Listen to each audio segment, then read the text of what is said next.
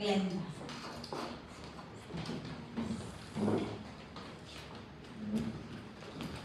Okay, praise the Lord. Hallelujah. Okay, let us pray. Panginoon, salamat po, O God, sa pagtitipon namin sa hapon ito. We thank you for your love and grace unto us, O God, and for this opportunity, O God, that you have given to each one of us to come together into your presence, Lord, to give you our life, our worship, our everything, O God. And Lord, we submit unto you every faculties of our lives, O God, from head to toe, Panginoon, hipuin mo kami. Occupy us, Panginoon, para po sa ganon. As we have come into your presence, we will come out of this place never the same again, O God, because you will do something great in our lives, Lord. Father, just use me as your instrument. I'm not powerful, Lord. I do not have a power of my own, O God. I cannot save, Lord. But Lord, you are the center of this service. You are the center of everything that we are doing. So we know, O God, that you have the power. You have all the power and all the rights, Panginoon, na gumawa ng milagro sa buhay ng bawat nakikinig, Panginoon. Salamat po, ikaw ang siyang madakila, and we continue to invite the Holy Spirit to move in our midst, even those who are watching online, Panginoon. Touch each one of us through your words, O God. This is our prayer, Lord, in Jesus' name. Amen. Amen. Praise the Lord. Isang mapagpalang hapon sa bawat isa sa atin. It's good to be in the presence of the Lord. Amen. Sino ang masaya na nandito siya sa bahay ng Panginoon ngayon? Ang gaganda pa ninyo. Diba? Kayo na. Kayo na ang mga anak ng Lord. Amen. So, you see, ang ganda kayang mag-spend ng ating day off sa presence ng ating Panginoon. Amen? Ito yung hindi nabibili ng pera. Sabi ng ibang tao, yung mga ayaw maniwala sa Panginoon, parang wala naman kayong napapala. Anong mapapala nyo dyan? Church kayo ng church, church kayo ng church. Ano?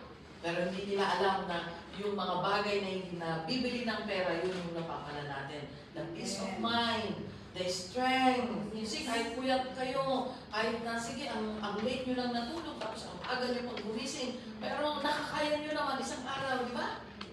Paulit-ulit kung kalakasan lang natin ang ginagamit natin, ay matagal na tayong laspag. Di ba? And we praise the Lord dahil God is a God of strength. Siya yung restoring God. He is a restoring God, restoring everything that we need in order for us to live here on earth. Amen? So yan po, salamat sa Panginoon at nandito tayo and praise God also sa mga nanonood sa online. We praise the Lord sa mga nag-share at mga nagla-likes kasi hindi lang Hong Kong ang nararating po ng ating programa. Just yesterday, somebody from Netherlands nag-message po at sinasabi na she's been following us since na nag-start siya and she was blessed. And we give the glory to the Lord. Tayo po, kami po na mga alagad ng Panginoon na nagagamit para po magbahagi ng salita ng Diyos. We are just instruments of the Lord. Wala po kami kakayang makapagligtas. Even the church, even yung church po natin na ito, na free believers cannot save, only Jesus. Amen? Our relationship to the Lord, yun po makakapagligtas, hindi po religion.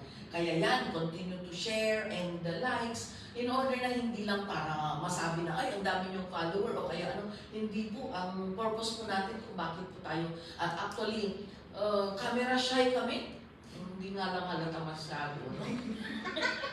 Noong una po camera shy kami, takot po kami sa camera, ayaw po namin na ilalive kami. But you know kung bakit natin in-embrace ang live broadcast natin? It's because may nag-message from Kuwait. Sabi niya, Pastora, wala po ba kayong live ngayon? Kasi noon may choice kami mga preacher, may choice kami na hindi kami mai-live. Ano? So, pagkatapos ng praise and worship, at least yung praise and worship, maraming tao kasi may dancer, may backup, may instrumentalist, tapos yung taga-lead ng kanta. So, marami siyang mga kasama. Hindi kagaya kapag preaching na mag-isa mo lang dito sa may harapan, di ba? So, matapang sila kasi marami silang kasama. So, okay lang na mai-live sila. Pero pagdating sa preaching, ayan, kakalibitin namin yung mga taga-tech natin, huwag mo akong i-live. O kaya pinapatay nila yung live. Ganun ang ginagawa namin noon.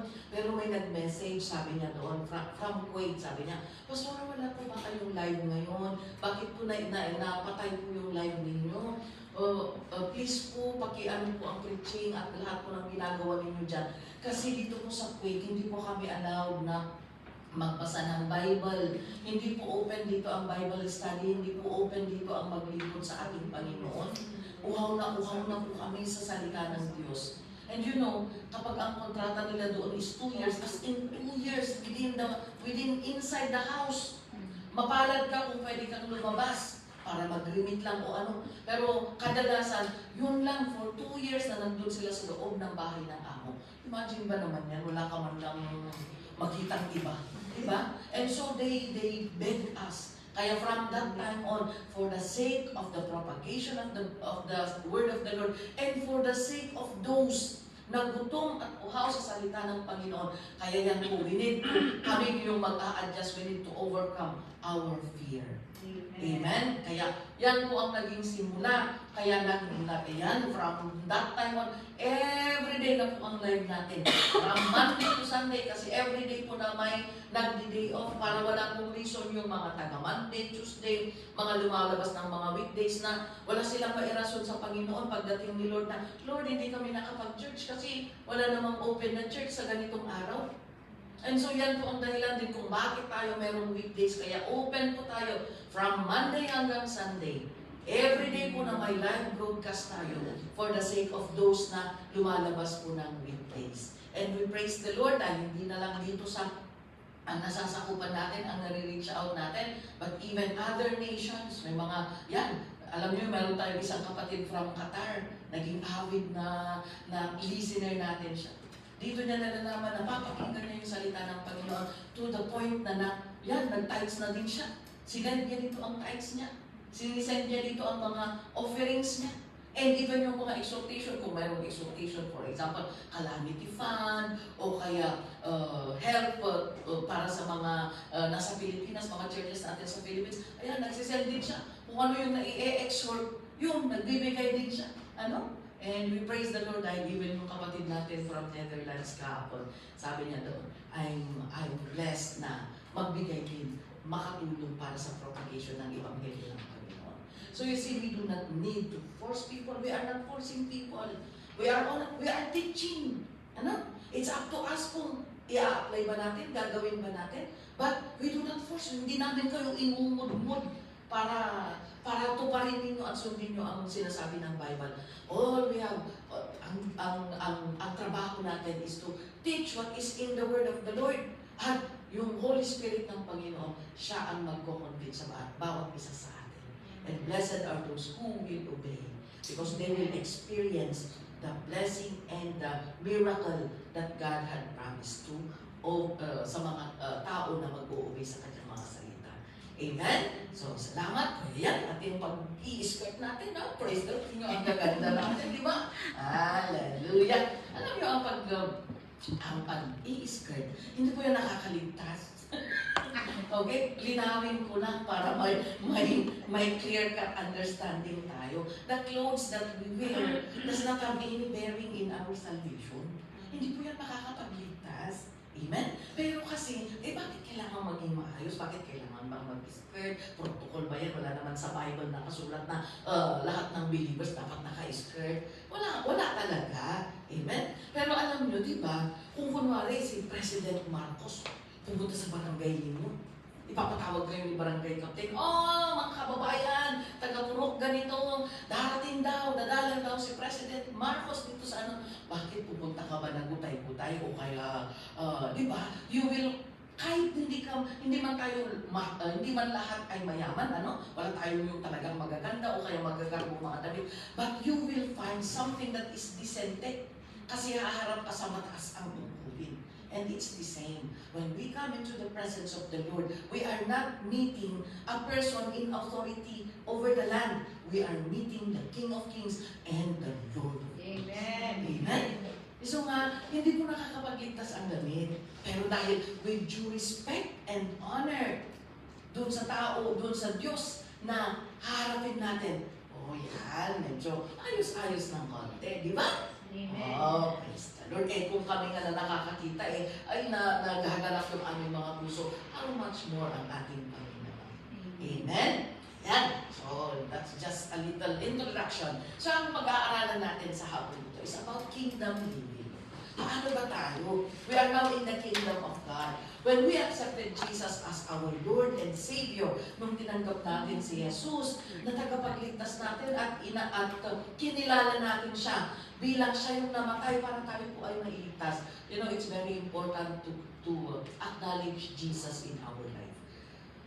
There is no other name under heaven. The Bible says that there is no other name under heaven given to man by which na sila ay maliligtas, and that name is Jesus Himself. Amen? Amen. Walang ibang pangalan na ibinigay para tayo po ay mailigtas. And we praise the Lord because as we have come into the presence of the Lord, napapakinggan natin ang salita ng Diyos. Ayan na, na-open yung ating mga isip, na-open yung ating mga puso, na ang tanging Diyos na namatay para sa atin ay walang ibang po kundi si Kristo. Siya po yung umahako ng ating mga kasalanan. Imbis na tayo po yung mapako doon sa cross at mahampas-hampas at makoronahan ng koronang tinik. Maduraan pa, you see? They mocked Jesus, they beat Jesus, hinampas-hampas, tapos nilagyan ng koronang tinik. How painful that was. Amen? And then dinuraan pa. Siguro naman kahit nakarinig tayo ng mga masasamang persecution, mula sa mga tao sa paligid natin, maaaring pamilya natin, sometimes our persecution may come from our own family. Sasabihin nila, itatakwil kita. Kung magbabago ka ng religion, itatakwil kita. Mga ganun po ang na-experience ng mga kapatirang na unang nanampalataya. Pero kahit gano'n na marami silang narinig, wala pa namang naka-experience yung maduraan ka dahil sa pananampalataya mo. But Jesus, dinaanan lahat ni Jesus ang worst kind of persecution, worst form of mocking, lahat ng pag-iinsulto. And aside from that, nung humingi siya ng tubig, ang ibinigay sa kanya? Vinegar. Diba? I am thirsty, sabi niya. Imbis na tubig ang ibigay, talagang sutil itong mga Roman soldiers na ito. Ang ibinigay sa kanya, vinegar. Imagine, yung sugat-sugat yung lips mo dahil sa haba ng dinaanan mo, nagkasugat-sugat yung lips mo. It's because nadapa ka pa, naisubsub ka, yung labi mo puto. Tapos vinegar ang iinumin mo. Anong expectation ninyo? Masarap ba ang vinegar? Mahapdi masakit. Diba? Tayo nga lang na may singaw, minsan isang singaw iinom ka ng suka, ang hapdi, di ba? Ang sakit. So how much more yung bitak-bitak na yung mouth ni Jesus, yung lips niya, yung dinan niya, yung gums pa niya siguro dahil talagang nadapa-dapa siya ng makailang beses. And then they gave him vinegar. It was too painful to endure. But Jesus endured everything. Bakit? Para tayo po ay magkaroon ng bagong destinasyon. Kailangan niyang ipaglaban yung destination natin because we are all bound to hell. Tayo po lahat ay pupunta sa impyerno dahil lahat po tayo ay makasalanan. No one is righteous, not even one, sabi ng salita ng Panginoon. But Jesus endured the suffering in order to give us another destination, and that will be heaven. Amen. Amen? Kaya ngayon po kapatid, tayo po na nananampalataya, tumanggap kay Jesus bilang Diyos at tagapagligtas, ang bagong destinasyon po natin ay sa kaharian ng Diyos sa langit. Hindi po tayo pupunta ng impyerno. Amen? The hell is a place for the devil and his angels, not for the creation of the Lord. Hindi para sa atin yan. Kaya yan, nag-church tayo in order na malaman natin paano ba tayo magiging qualified. Kasi hindi lahat ng Kristiyano, okay, ganito yan hindi porke nag-Kristiyano tayo, automatic na diretso na tayo ng heaven. Hindi po, mayroon pong sinabi ang salita ng Panginoon na not everyone who says to me, Lord, Lord, sabi na sa Matthew 7:21, that everyone who says to me, Lord, Lord, will enter the kingdom of heaven, but only those who are doing the will of God. Hindi yung mga nagsasabi ng Panginoon, Panginoon, hindi yung mga nakakakilala sa Panginoon ang maililigtas, kundi yung gumagawa ng kanyang kalooban. Kaya tayo nag-church para malaman natin ang kalooban ng Panginoon. Amen? So, kingdom living, the principle in the kingdom of God ay wala pong iba. The principle that we follow in the kingdom of God is living to please God. Amen? Living to please God. Yan po ang principle na fina-follow as we live in the kingdom of God. Amen? Living to please God. In Ephesians chapter 5, verse 8 to 10. Tignan nga natin. Okay? Tignan natin. Ephesians chapter 5, verse 8 to 10. You were once darkness, but now you are light in the Lord. Live as children of light. And in the next verse, for the fruit of the light consists in all goodness, righteousness, and truth. Next. And find out what pleases the Lord. Yan. Dati namumuhay kayo sa kadiliman, sabi ng Panginoon, na binasa natin. Ano? You were once darkness. Dati, namumuhay kayo sa kadiliman. Pero ngayon, dahil nandito na tayo nakakilala na tayo sa pangalan ng ating Panginoon, nakakilala na tayo sa ating Panginoon, tayo na po ay namumuhay sa liwanag. Amen? Kaya yung kadiliman yan, nawawala na. Kasi dumating yung liwanag ng Panginoon. Kaya nagliwanag na din po ang ating mga buhay. At ang bunga po, or ang resulta po ng liwanag na ating natamo sa ating paglilingkod sa Panginoon is that yung righteousness, ano? Sabi niya dyan, the fruit of light consists in all goodness, righteousness, and truth. Okay? Ang taong nabubuhay sa liwanag ay ang makikita ka sa kanya ay kabutihan, ano pa? Katuwiran, at katotohanan. Ayan, kaya yan. Ngayon na nalalaman na natin ang Panginoon, natatakot na tayong magsinungaling, natatakot na tayong gumawa ng kasamaan. Kaya tignan niyo yung mga jail, yung mga everyday po kasi, every morning, meron po tayong jail ministry. Nagmi-minister po tayo sa mga preso sa Pilipinas. From one jail to another, kaya mayroon tayong mga 300 plus na mini-ministrohan through Zoom. At nalalaman po natin because they testify na kung ano ang ginagawa ng Panginoon sa kanilang mga buhay. At nagpapasalamat sila dahil unti-unting nababago ang kanilang mga buhay. Yung dating magnanakaw, ayan, sinasabi niya, ay salamat sa Panginoon dahil binabago niya ako. Ngayon, wala nang amor sa akin ang pera. Hindi na ako interest, hindi na ako natitempt. Sabi ng ganyan. Ano?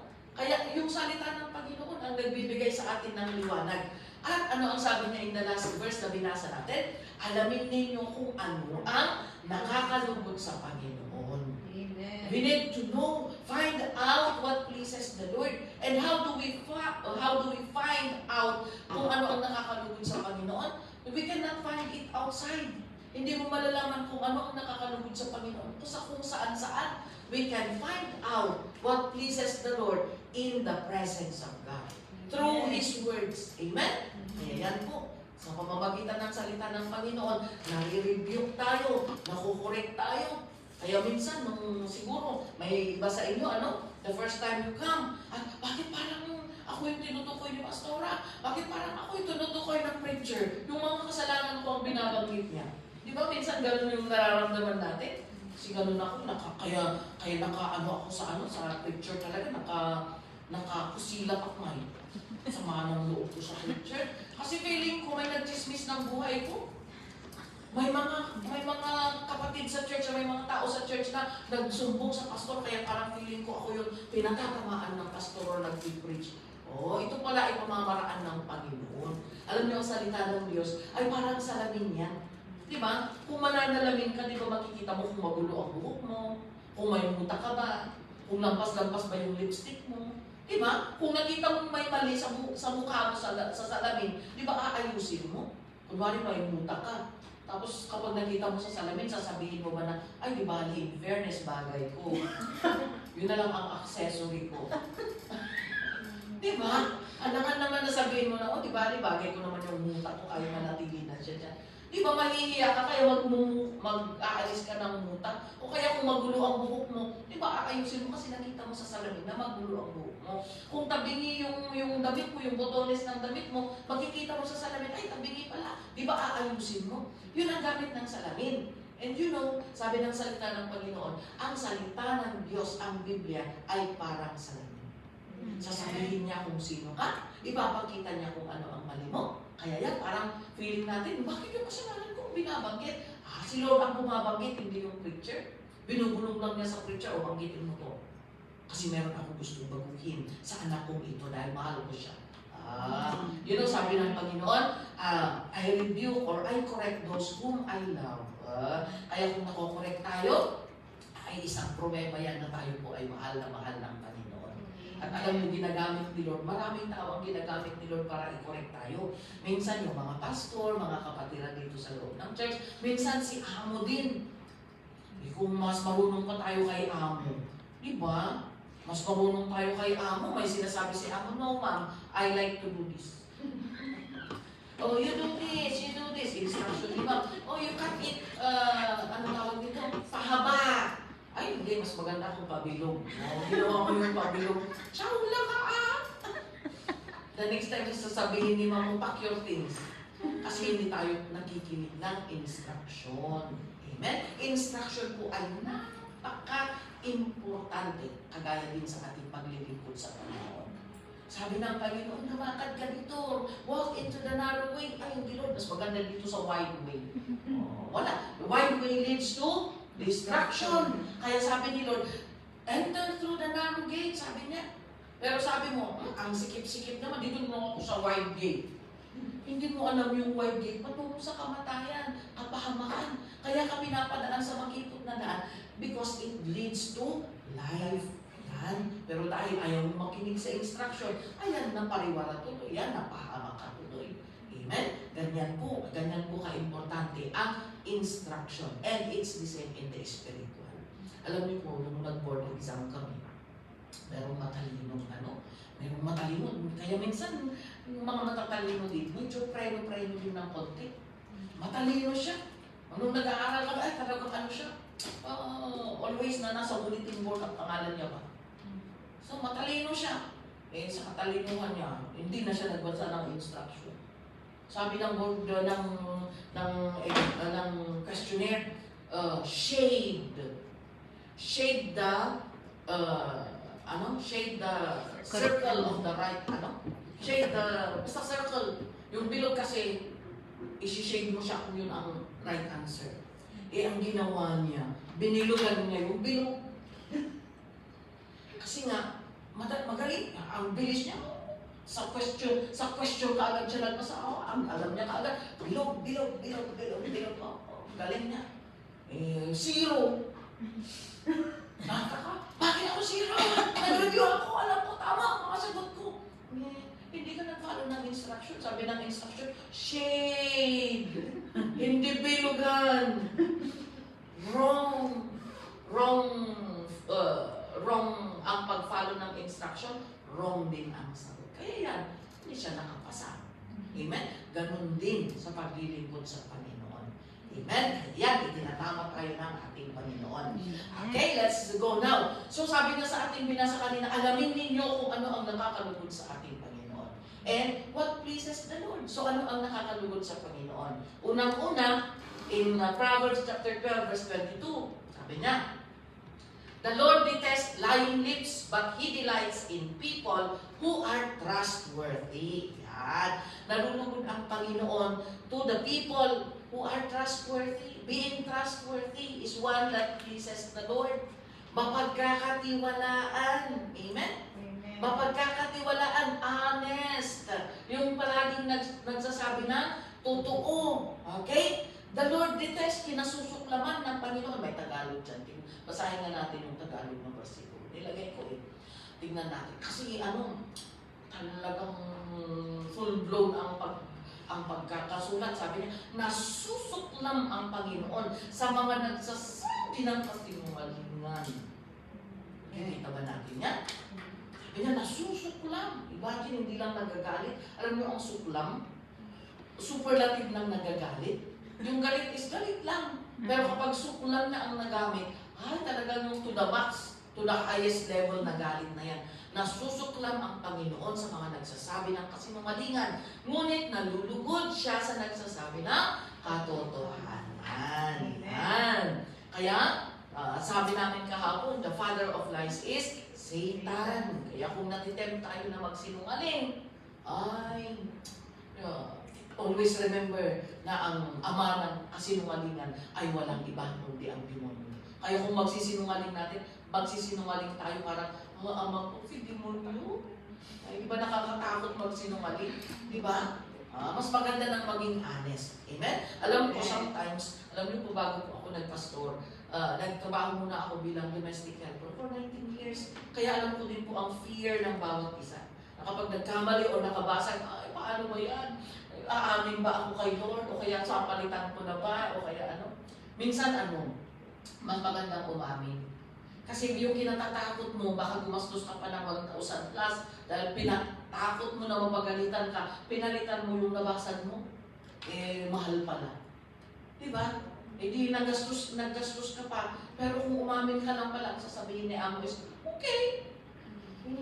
Ganun ang nangyayari minsan Yung takot na takot ka, nabasag mo ng 8 o'clock sila darating ng gabi, nervyos ka from 8 to 8. Tense ka. Tapos nung sinabi mo kay Amo, sorry mga, I broke your vase. Oh, it's okay. Yun lang pala ang sagot, pero ninervyos ka ng isang buong araw, di ba? But normal po na magkamali tayo. But when we are really sincere, we can ask God, kagaya ng yung simpleng prayer ng kapatid, di ba? Kahit yung pinakasimpleng panalangin, God is mindful. Amen. Hindi lang yung malalaking panalangin ang tinutugon ni Lord, pati yung pinaka-simple na prayer. Amen? Kaya bago ka umamin kay Amo, Lord, mauna ka po. Sorry po, Lord, hindi ako naging maingat. Pero Lord, aamin mo ako kay Amo pagbalik niya. Mauna ka, kausapin mo siya muna bago ko po sasabihin. Ihanda mo siya, Panginoon. And God is faithful.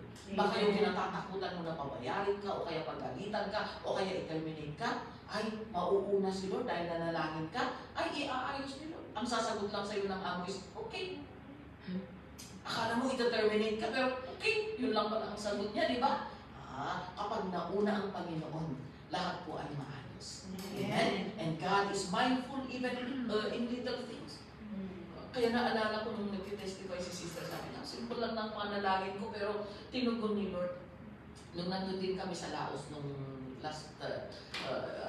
nung December, nakita ko yung calendar ng father ko. Sabi ko, bakit? Ang ganda naman ang calendar mo, Dad. Kasi yung picture ng apo niya, yung apo namin.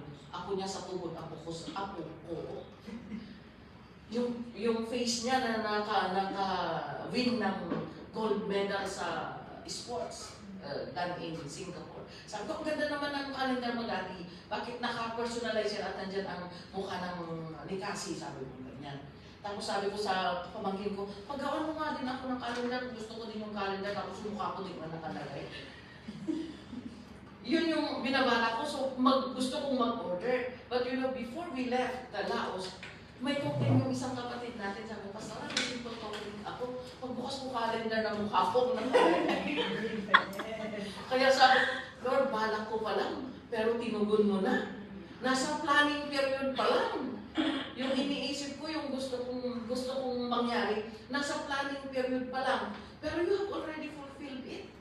Ang sarap ng pakiramdam na kahit yung pinakasimpleng bagay ay tinutugon ni Lord. Amen? Yan po ang bentahe ng naglilingkod. Kapag po naging kalibod-lugod tayo sa ating Panginoon, even the smallest detail of your life, God is so mindful of you. Amen? Alam niya even yung hindi mo pa mailabas na luha mo. Alam niya yung mga hinaing mo na hindi mo alam kung paano mo ipapanalangin. God knows everything. Amen? Ganyan po kabuti ang ating Panginoon. Kaya, we need to be trustworthy to the Lord. Amen? Pinagkakatiwala ng Panginoon ang buhay natin, ang mga kalakasan natin, gamitin natin. Gamitin natin para paglingkuran ang ating Diyos. Amen? Ganyan po. Ang pangalawa, tingnan nga natin. Ang pangalawa, na nakakalugod sa ating Panginoon ay being blameless. Yan, being blameless. Paano ba ang pagiging blameless? Maging perfecto ba para maging blameless? Ano? Pagiging perfecto ba ang pagiging blameless? Let's see. In Proverbs chapter 11 verse 20, ano ang sabi ng Panginoon dito? 119 verse 9, how can a young man keep his way pure?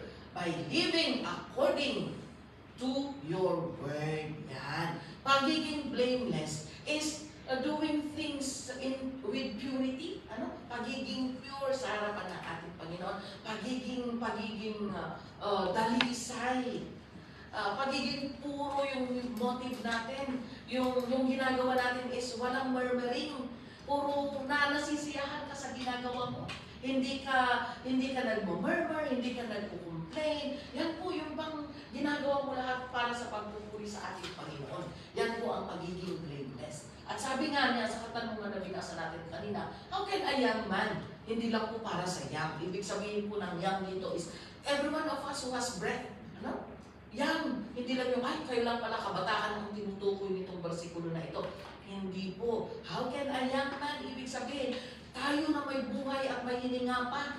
Ano ang gagawin natin para maging pure and blameless ang ating buhay dito sa mundong ito? At ang kasagutan ay binasa din natin na sabi niya doon, by living according to your word. Psalms 119 verse 9. Kaya ang Panginoon, tanong ko, sagot ko. Tignan ninyo, how can a young man keep his way pure? Paano maging blameless ang isang tao na namubuhay dito sa mundong ito? By living according to your word. So, kapag tayo po ay nabubuhay nang naaayon po sa kalooban ng ating Panginoon, ay pure po ang intentions natin, pure po yung paglakad natin. Walang bahid ng kasinungalingan, walang bahid ng greediness, magiging sakit, kasakiman, walang bahid ng panlalama, walang bahid ng pangluloko. Kasi pure yung intention mo.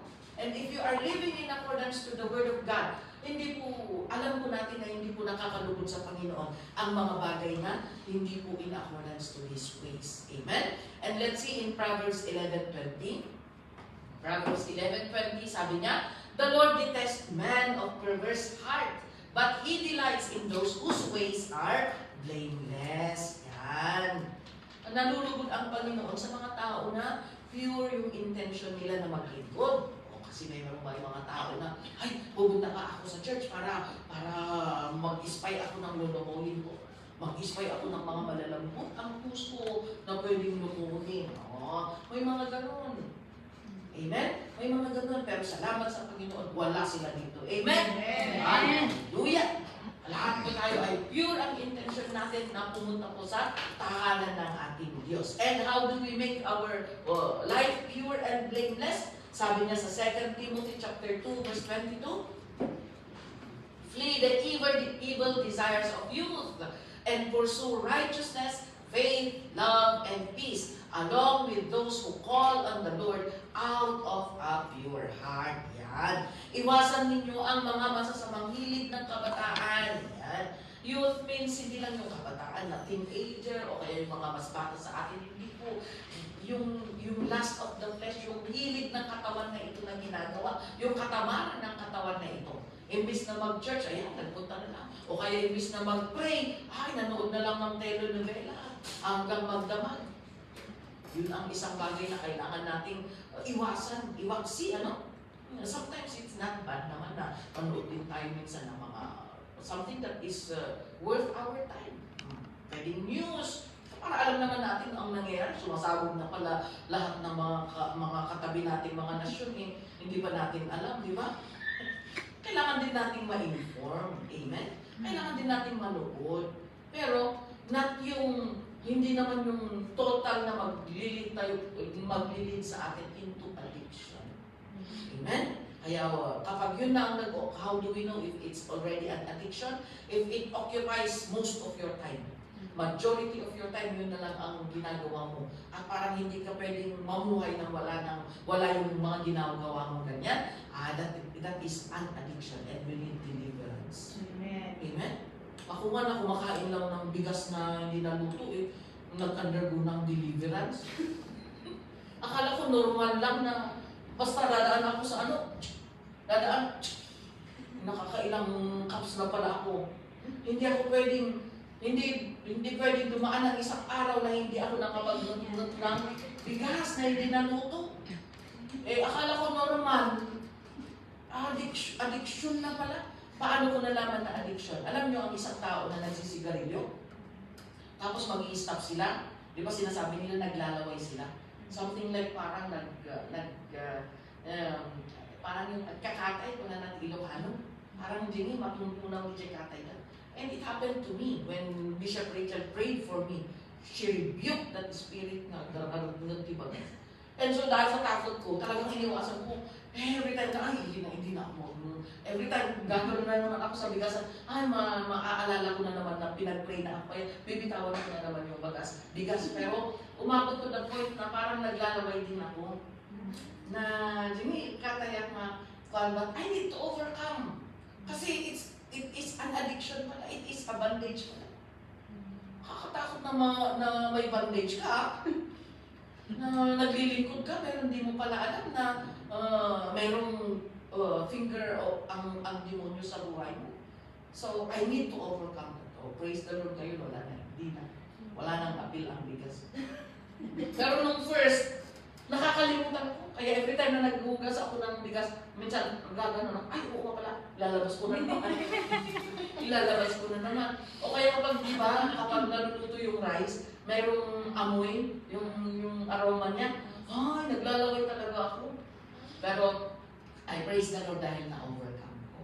Anything na mga ganung mga bagay, we need deliverance. Kapag nagiging addiction na, and now, addiction na yun is cellphone, games, mga telenovela, mga kumukuha na ng ating mga oras. Hindi na tayo nakakapagbasa ng Bible natin, nakakapag-devotion. It's because of these things. Kaya mag-ingat po. Amen? Hallelujah. Ayan, last anniversary, tinaas natin lahat ang mga cellphone natin. Ayan, mag-a-anniversary na naman tayo. Lord, huwag mo nang hintayin ang anniversary. Huwag mo nang hintayin, i-altar ko muna ang sarili mo. Ay, hindi nila tinatawag ay binubuksan ang altar, magpa-call ka na. O bakit ka nandito sa harapan? Ay, hindi-deliver.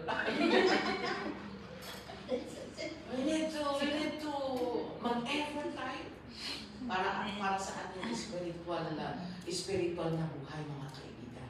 Amen? So sabi niya, flee the evil desires of your youth and pursue righteousness.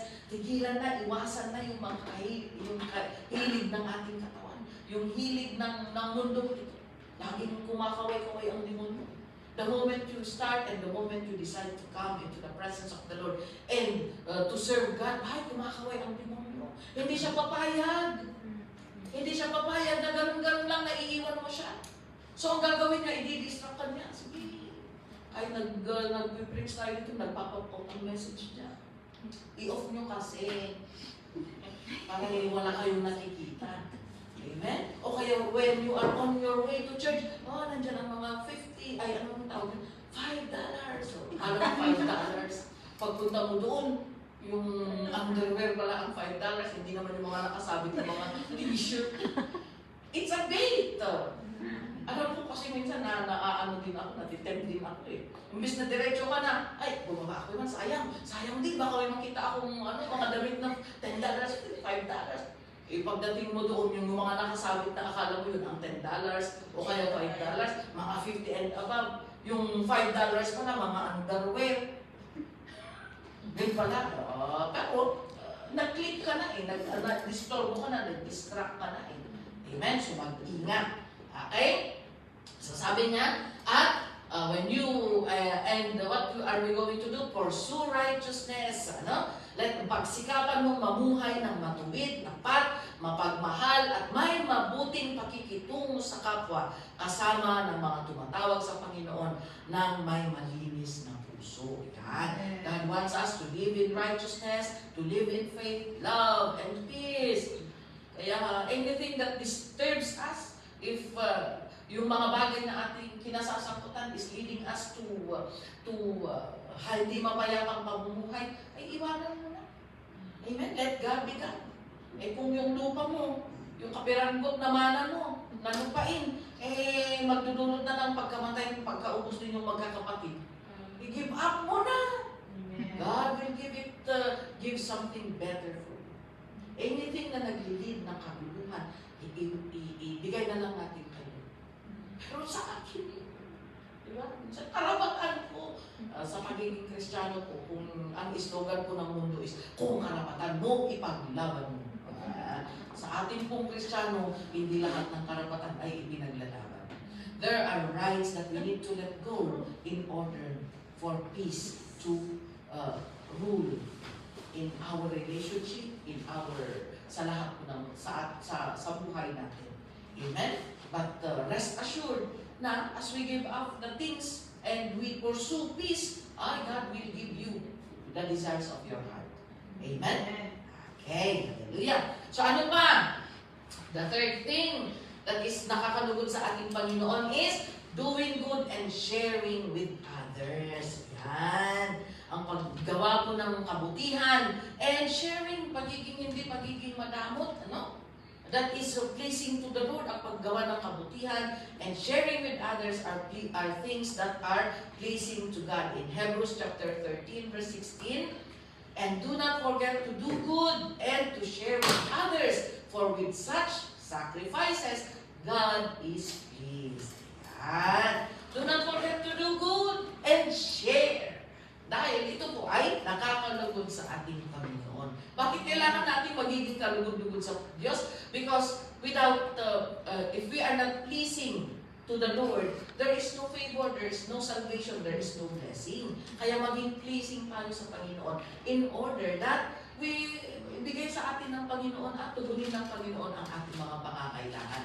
Amen? At tugunin ng Panginoon ang lahat ng hinaing natin. And sabi nga, do good and share with others. Ayan. Lagi tayong nag-e-exhort. Lagi tayong, the tithes and offerings, regular offerings and special offerings na ating hinihingi. This is an opportunity to share with others. Bakit? Yung tithes and offerings natin, yan yung nagagamit para ma-share natin ang salita ng Panginoon.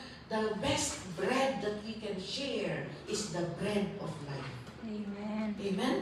We can share literally hamburger, loaf bread sa mga taong nangangailangan. But the best food to share with others is the heavenly food, the heavenly manna that brings life to every na kumakain o nakakapakinig ng salita ng Panginoon.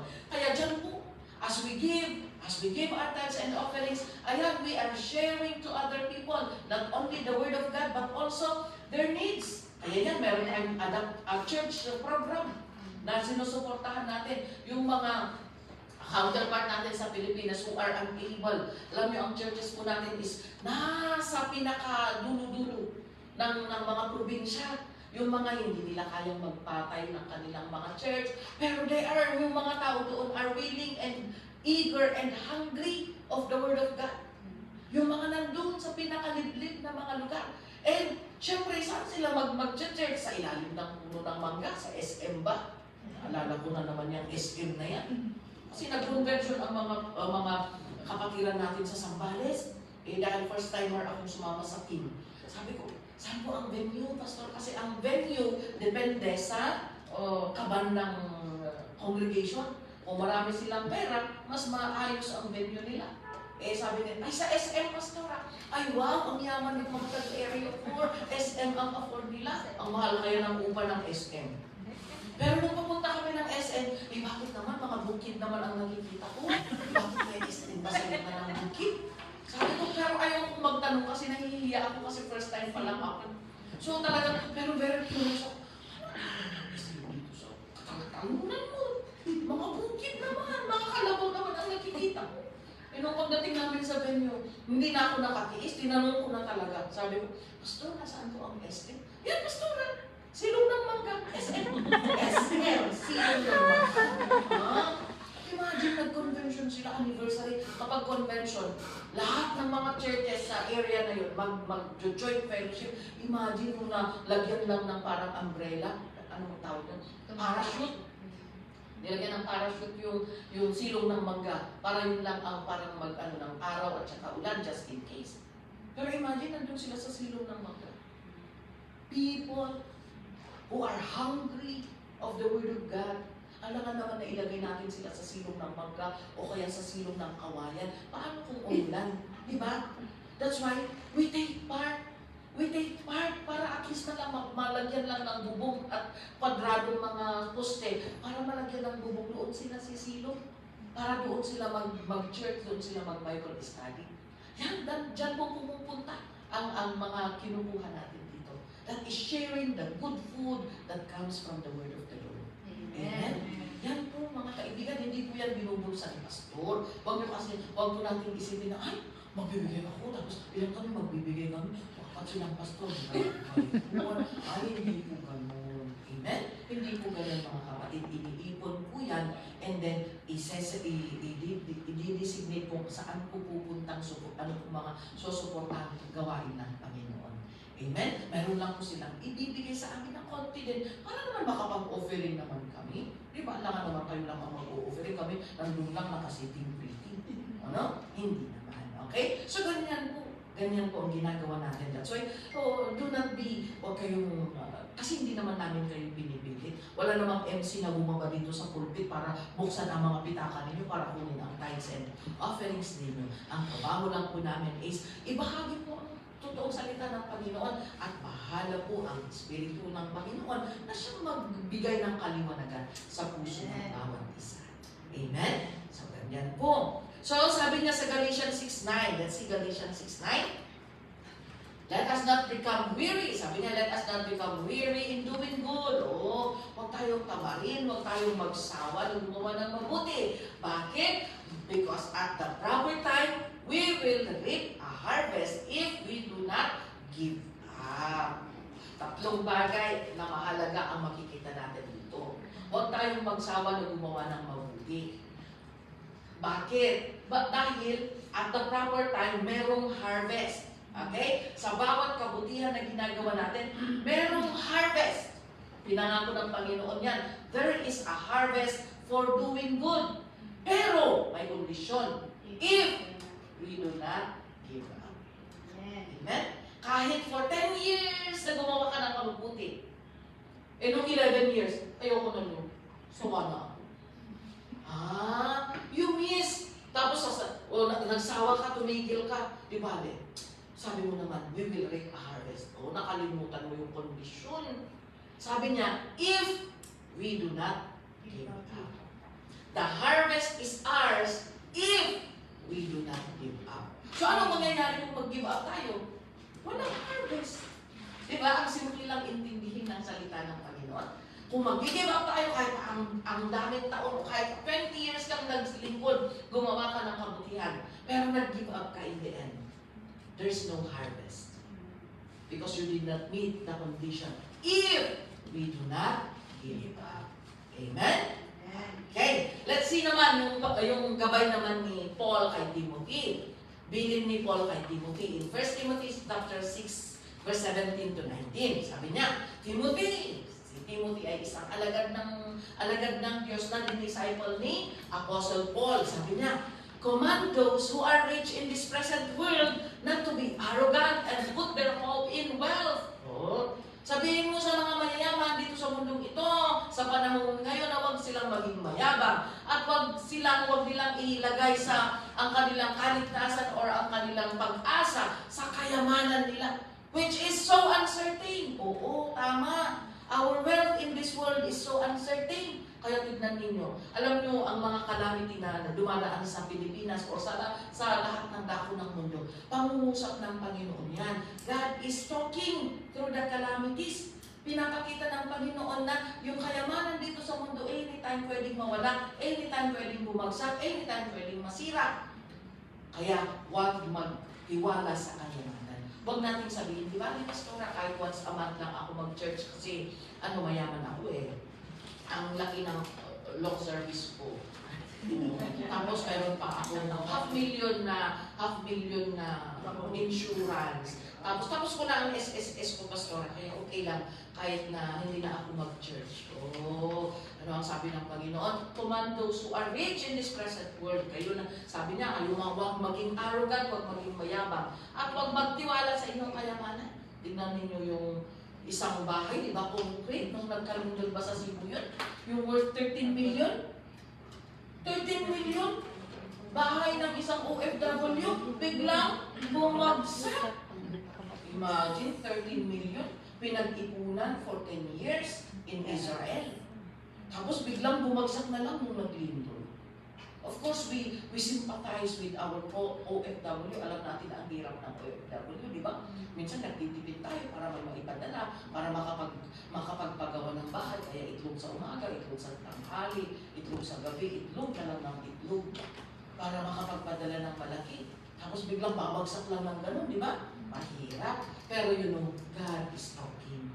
God is talking. Kaya sabi niya, huwag natin ilagay yung ating pag-asa at kaligtasan sa kayamanan dito sa mundo, which is so uncertain.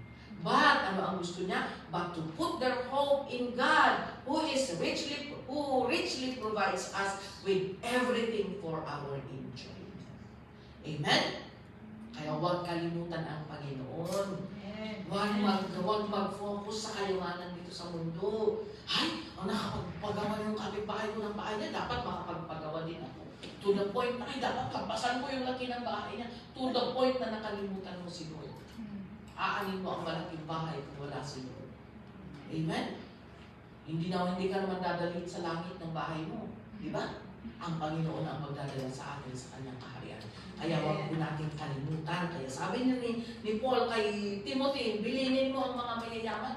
Sa baka sabihin natin, Pastora, hindi naman kami mayaman. Minimum lang ang sahod namin. Kung yan lang kami. Yes. Ang mayaman. If you are going to see the meaning of rich in the dictionary or sa Google, is someone who can be provided yung kanyang basic need and can buy his wants.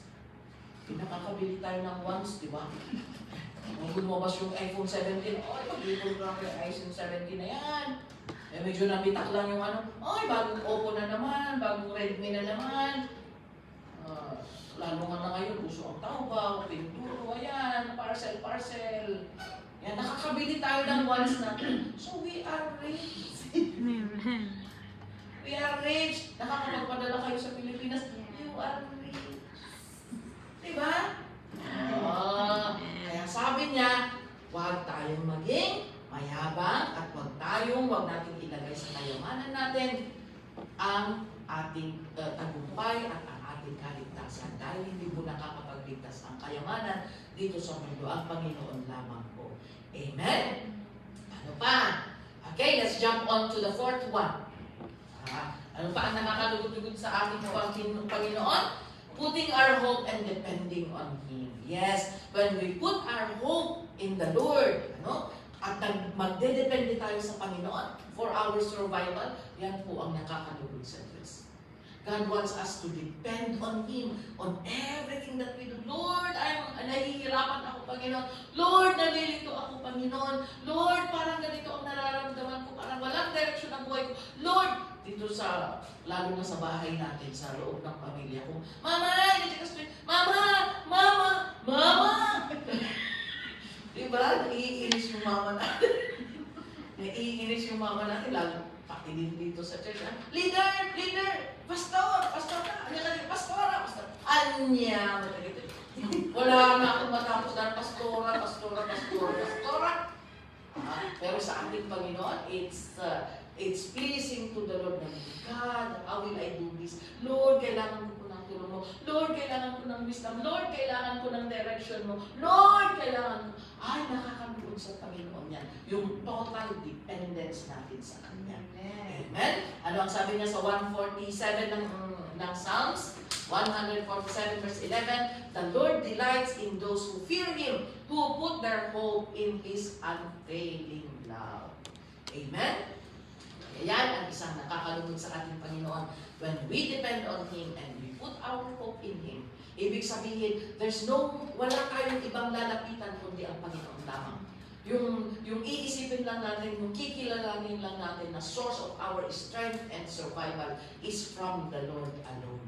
Amen? And God will never leave us. God will not forsake us. God will not abandon us. Yan po ang pangako niya sa Isaiah chapter 41 verse 10. Our last verse. Sabi niya, so do not fear, for I am with you. Do not be dismayed, for I am your God. I will strengthen you and help you. I will uphold you with my righteous right hand. Amen. Yan po ang bentahe. That is the benefit of depending on God. Kung nakadepende tayo sa Panginoon, Lord, nanghihina na po ako, Panginoon. Lord, parang feeling ko wala na akong strength na natitira. Lord, parang nadi-discourage ako, Panginoon. Lord, parang ganito, parang wala nang direction ang buhay ko. Parang hindi ko na nakikita ang liwanag mo, Panginoon. Run to the throne of God. Lord, fill me with your power. Fill me, Lord, with your Holy Spirit. Show me, O God, your ways. At ipapakita ng Panginoon. Amen. God will never reject any person, anyone who will come to Him and ask Him of His strength and guidance. Amen? Ayan po mga kapatid, let us live in the kingdom of God, pleasing the Lord, for that is what God wants us to do. Amen? Hallelujah! So yan lang po ang ating pag-aaralan sa hapong ito, at salamat po sa pakikinig. Thank you to everyone, even those who are watching online. Bago ko po ibalik sa ating MC, let us bow down in prayer. Hallelujah. Thank you, Lord. Salamat po, Panginoon. We thank you for your goodness. We thank you, Lord, for what you are doing in our lives, O God. Thank you for guiding us through your words, Panginoon. And Lord, allow us, O God, to experience your move in our lives, Lord. Allow us, O God, to encounter you in every aspect of our life, Panginoon. Para po sa ganun, O God, ay hindi po kami mag-agam-agam, hindi po kami mag-doubt, Lord, sa mga bagay na nangyayari po, the circumstances that are around us, O God. But Lord, help us to trust you. Help us, O God, to be pleasing to you, O Lord, that masunod po namin ang inyong mga kalooban na aming napapag-aralan. Continue to bless your children, O God, even those who are watching online. Continue, O God, to show them the miracle that you can do as we trust in you and obey your words, Lord. Father, we thank you so much. Ikaw po ang siyang madakila at may taas. In Jesus' name we pray.